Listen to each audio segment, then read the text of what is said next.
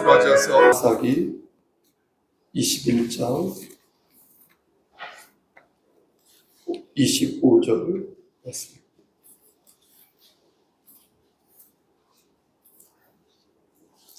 사사기의 맨 마지막 장, 구약성경 지성경으로 400에서 401쪽 다 같이 찾으셨으면 한 목소리로 25절을 합독하겠습니다. 시작. 그때에 이스라엘의 왕이 없으므로 사람이 각기 자기의 소견에 옳은 대로 행하였더라. 아멘. 기도하시겠습니다. 하나님, 우리 황금자 권사님을 위해 기도합니다. 그의 육신의 장막이 벗어지는 그날일 때까지 하나님 장중에 꽉 붙잡아 주셔서 천국 백성으로 끝까지 인쳐 주셔서 낙오되지 아니하고 이기는 자, 성령 충만한 자, 기름을 준비한 자 되게 역사하여 주시옵소서. 그의 관절을, 그의 오장육부를 지켜주시고 그의 세포를 건강하게 만들어 주시사 건강한 상태에서 하나님의 일을 반듯하게 감당하다가 주께서 부르시는 그때에 하나님 만나 뵐 수 있도록 은총 베풀어 주시옵소서. 이 시간 하나님 말씀을 대언하고자 합니다. 바르게 잘 전할 수 있도록 도와주시옵소서. 예수님 이름으로 기도드렸습니다. 아멘. 저는 2025년 2월 11일 아침 예배 때 오늘 본문으로 말씀을 전한 적이 있습니다. 그리고 그 뒤로 사사기 1장부터 시작하여서 여러분도 아시다시피 20장까지 간헐적으로 말씀을 전하였습니다. 제가 연거푸 한 번에 이어서 말씀을 전하지 않고 띄엄띄엄 사사기를 강설한 이유는 중간중간에 꼭 전해야 하는 혹은 전하고 싶은 그런 하나님의 다른 말씀이 있었기 때문입니다. 그리고 오늘 다시 사사기 21장을 읽으면서 처음과 끝자락을 이렇게 맞잡게 되었는데 이렇게 다시 사사기 21장 25절을 본문으로 말씀을 전하는 것도 시의성에 입각하여서 꼭 이 말씀을 전해야겠다는 생각과 함께 그러한 욕심과 함께 전하라 하는 하나님의 말씀이 계셨기 때문입니다. 오늘 본문은 사사기 전체의 메시지를 고스란히 담고 있습니다. 사사기를 통하여 하나님께서 오늘 본문 사사기 21장 25절 말씀입니다. 하나님께서 사사기를 통하여 어떠한 메시지를 주시려 하시는지 살펴보고자 할 때 이 말씀이 오늘 본문 말씀이 그것을 대변해 주는 것입니다. 여러분 한 번만 더 괜찮으시다면 오늘 본문을 한 번 더 읽어보시겠습니까? 그때 한 목소리로 합독하겠습니다. 시작.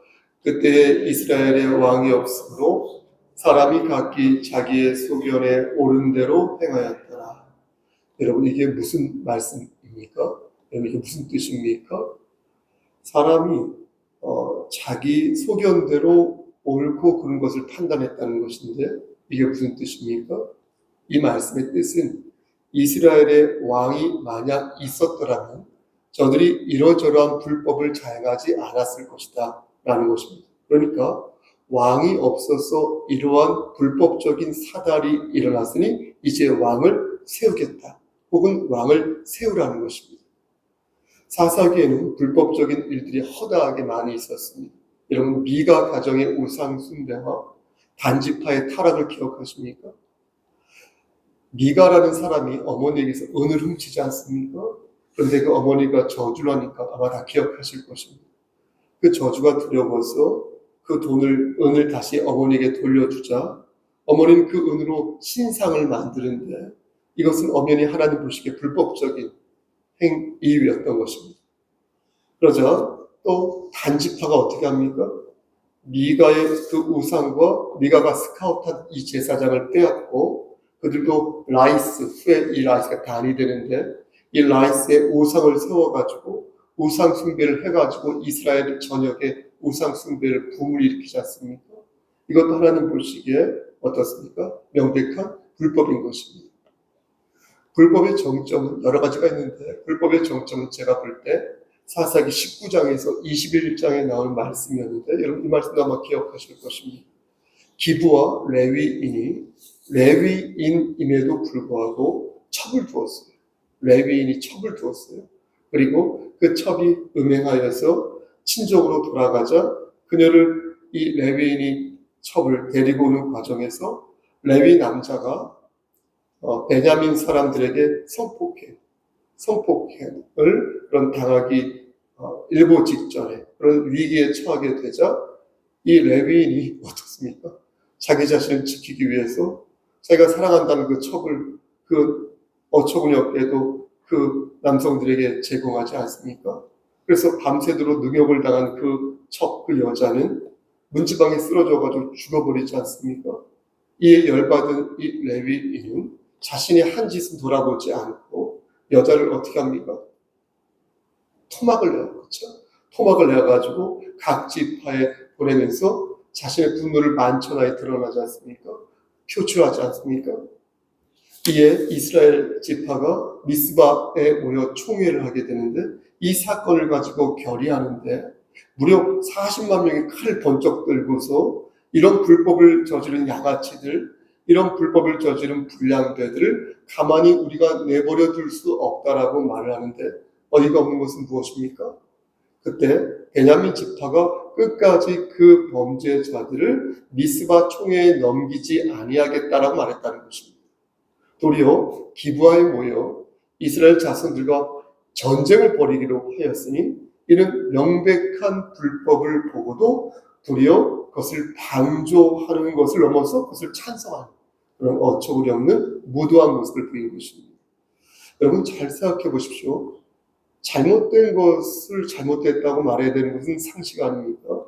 잘못된 것을 잘못됐다고 말하지 않고 주의 종들이 도리어 따지고 막 전쟁까지 벌이고 막 이상한 짓을 하겠다고 하면 그건 말 그대로 적반하장인 것이죠. 적반하장도 유만부동인 것이죠. 누가 보더라도 불법인 것을 불법이 아니라 말하고 누가 보더라도 반헌법적인 것을 반헌법적인 것이 아니라고 말한다면 그렇게 가르친다면 어찌 그를 주의 종이라 말할 수 있겠습니까? 그런데 예상과 달리 어떻게 됩니까? 베냐민 지파가 전쟁에 있어 승리하게 되고 이에 이스라엘은 하나님 앞에서 질질 짜지 않습니까? 그런데 첫 번째 졌을 때에는 그냥 징징대고 울기만 하였는데 두 번째에도 지자 그때는 어떻게 합니까? 금식과 제사를 드리며 하나님 앞에 비로소 무릎을 꿇습니다. 그러니까 보십시오 여러분, 그 전까지 교만했던 이스라엘 지파 그 사람들이 두 번의 좌절을 겪고 나서 그때 비로소 회개하는 마음과 하나님을 의지하는 마음을 갖게 되었다는 것입니다. 여러분 어땠습니까? 여러분 어떻습니까? 이런 모습이야말로 처음부터 끝까지 그냥 불법으로 도배된 정말로 불법으로 점철된 그런 이스라엘의 모습이 아니겠습니까? 하나님이 하지 말라고 하는 것들만 골라서 하는 거예요. 야 그거 하지 마라? 그것만 골라서 하는 거예요. 여기 때리지만 여기만 때리는 거예요. 하지 말라고 하는 것만 골라서 하는 거예요. 끝까지 하는 것이에요. 끝까지. 그런 이스라엘 백성들이었으니 사사기는 어떻습니까? 시종 1권 불법을 저지른 사람들이 어떻게 망하여지는지 어떠한 파국을 맞이하게 되는지를 보여주는 역사서이다라는 것입니다. 사사기에 등장하는 사사가 총 몇 명? 12명인데 이 12명의 사사를 볼 때도 그렇습니다. 여러분 첫 번째 사사를 기억하십니까? 운니엘 기억하십니까?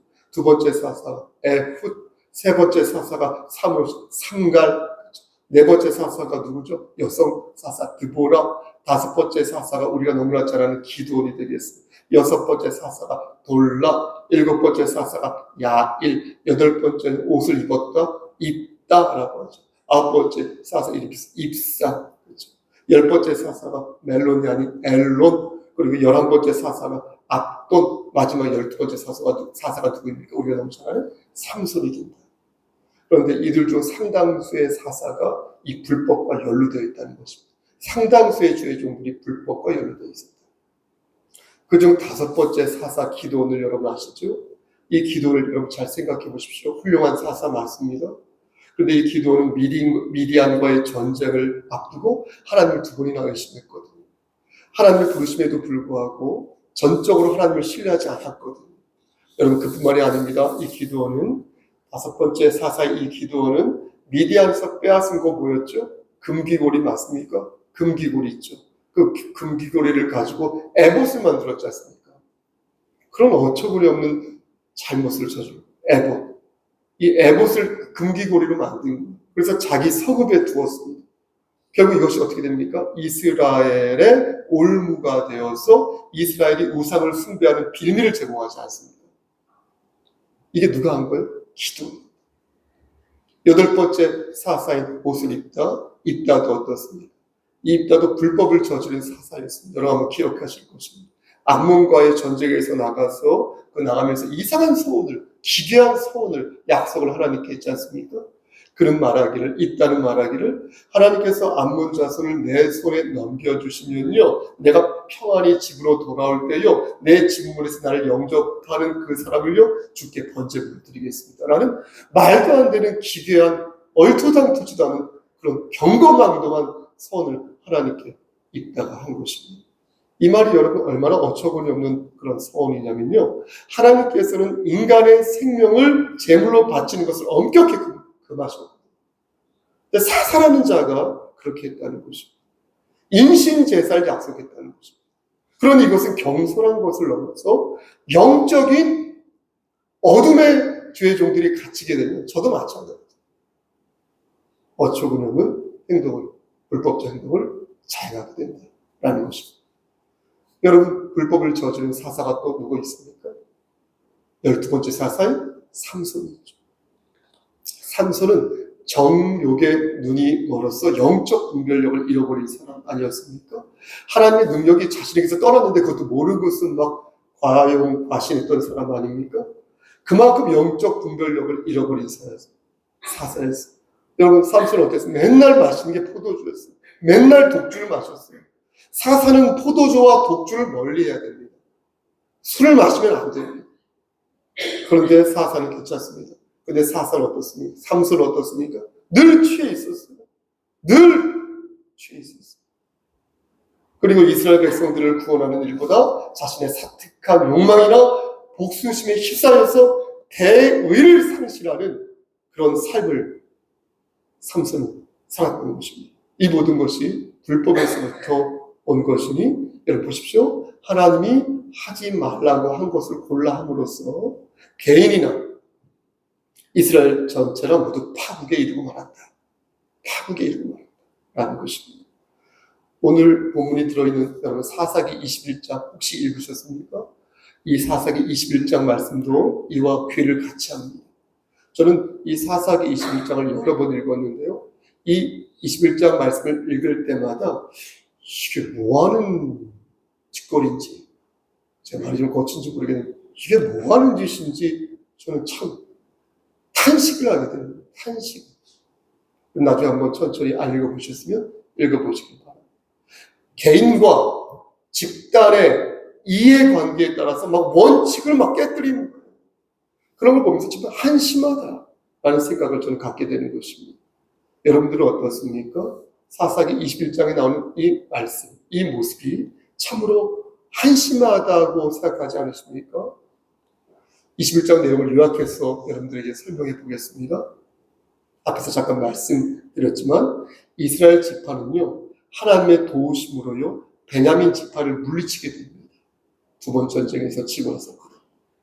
그렇게 해서 베냐민 지파에 남은 사람들이 총 600명이었는데 여러분 잘 들어보십시오. 이 600명이었는데 이러한 상황에서 이스라엘 지파들이 통밥을 굴리기 시작합니다. 잔꾀를 굴리기 시작합니다. 이제 베냐민 남자들이 600명밖에 남지 않은 거예요. 600명이 이 바위 뒤에 숨어 있는 곳입니다. 그런데 이스라엘 지파들이 절대 저들에게 내 딸들을 내어주지 않겠다라고 서원했거든요. 하나님 앞에 맹세하였거든요. 그랬으니 이렇게 되면 저 600명의 베냐민 지파의 남성들은 평생 독신으로 살아야 되는 것이었습니다. 독신으로.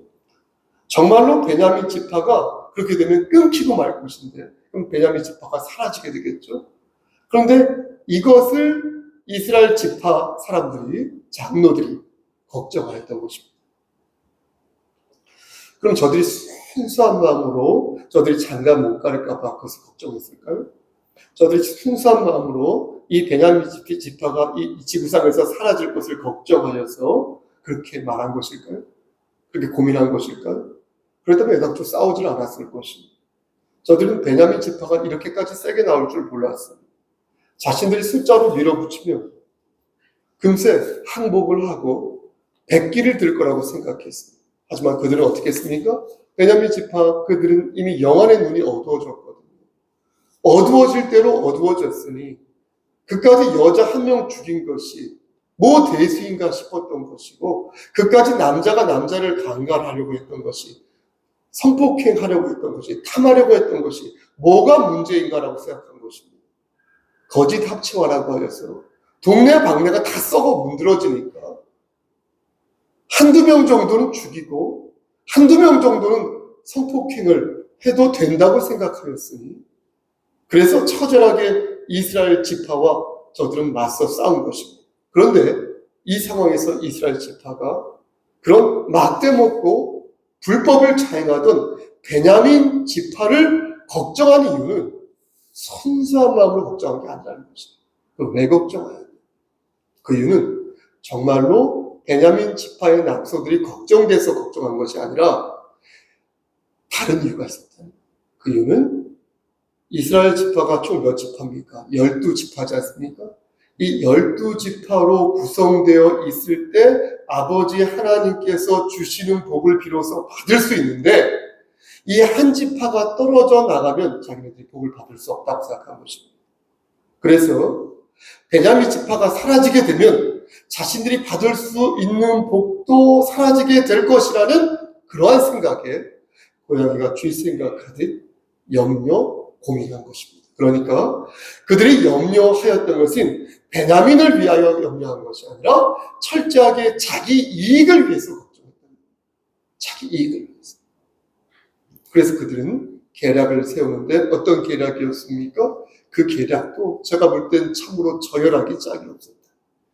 이스라엘 지파는 길르앗 야베스 주민들이 미스바 총회에 참석하지 않았다는 사실을 알게 되고, 그래 잘 됐어. 너 총회에 참석하지 않았어? 그럼 너희들 내가 죽여야겠다. 이런 생각을 하는 것입니다. 그래서 이것을 빙자해서 저들 모두 다 죽여버려.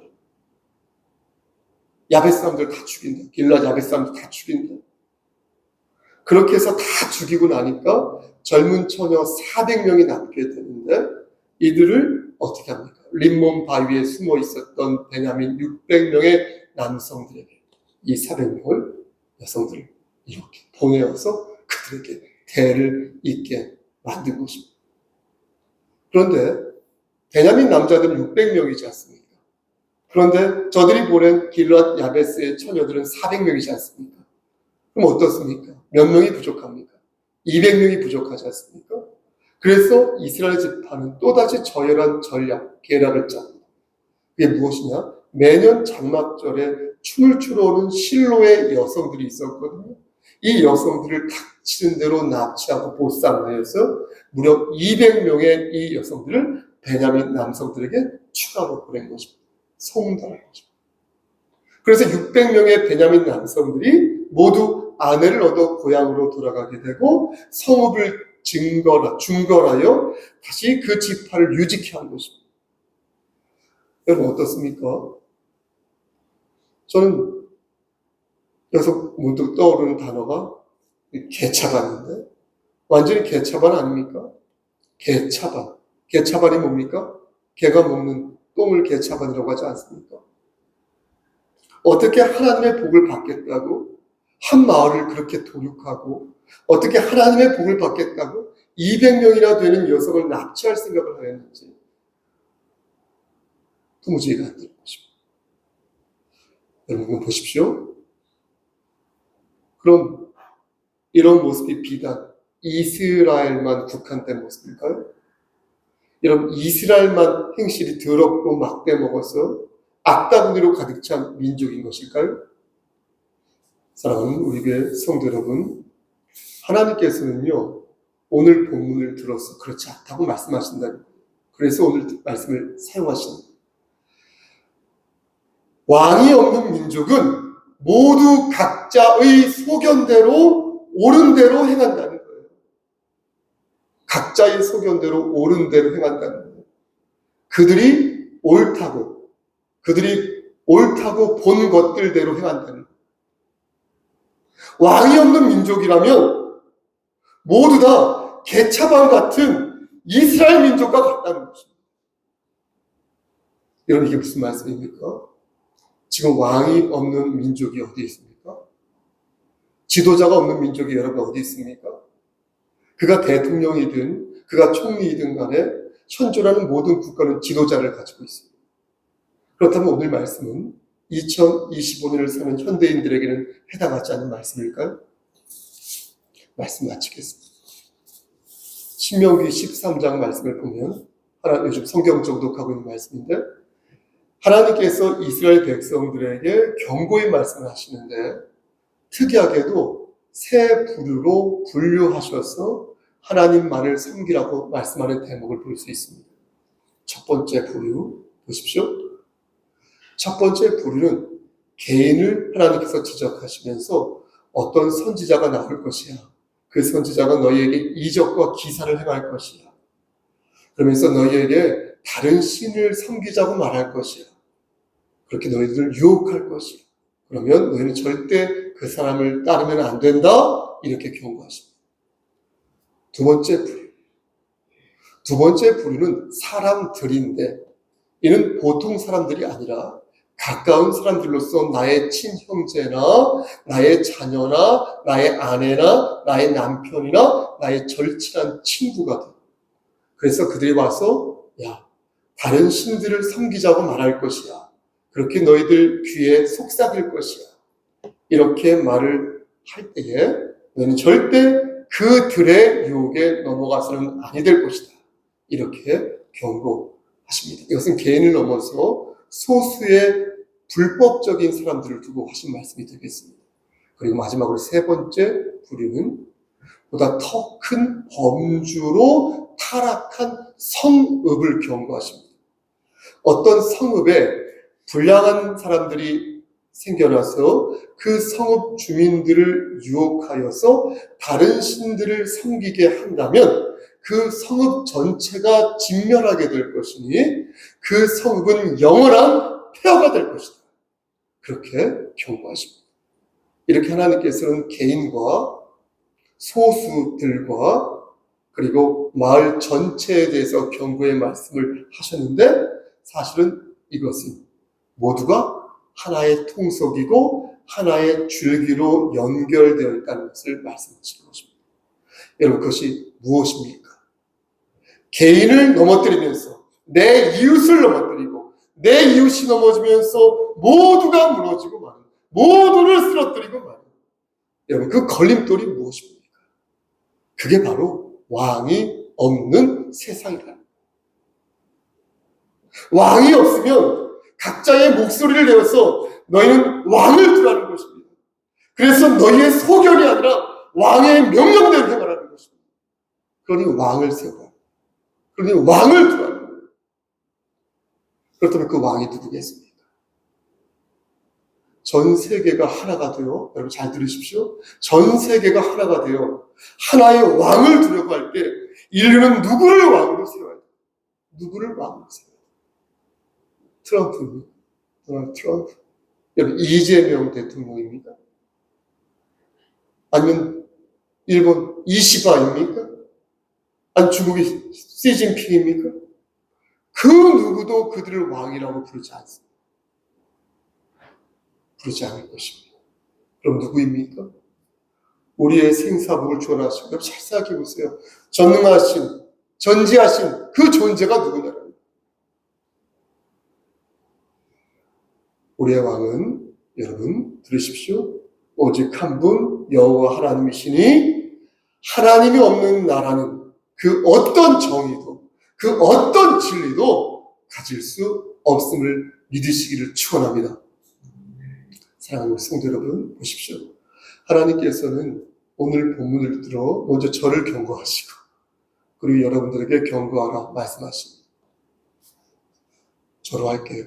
서목사, 지금 네 마음속에는 왕이 있는가?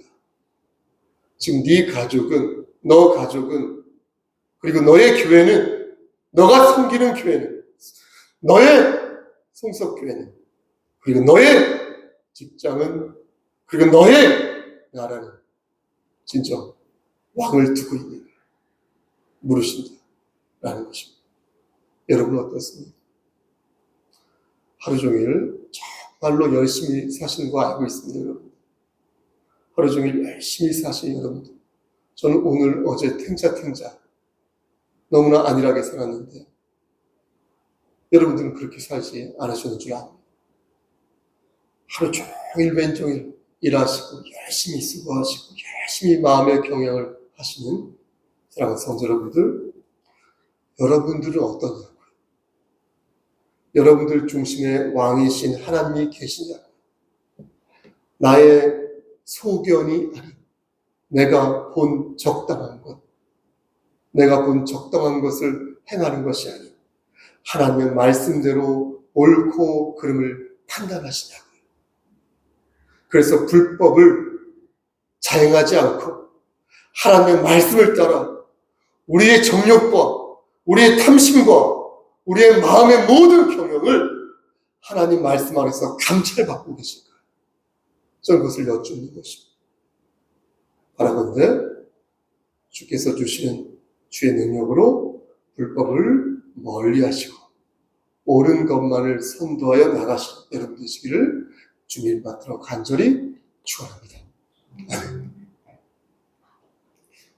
이제는 우리를 죄에서 구속하여 주신 우리 구주 예수 그리스도의 은혜와 아버지 하나님의 만극하신 그 사랑하심과 성령 하나님의 교통하시고 인도하시는 모든 역사하심, 불법을 자행하지 않고 하나님이 기뻐하시는 것만을 쏙쏙 골라서 그렇게 행하고 실천하여 열매를 맺기를 소원하는 여기 모인 성도와 그들의 가정과 이 재단과 이 나라 위에 하나님의 사랑하심이 세세토록 함께 계실지어다. 아멘.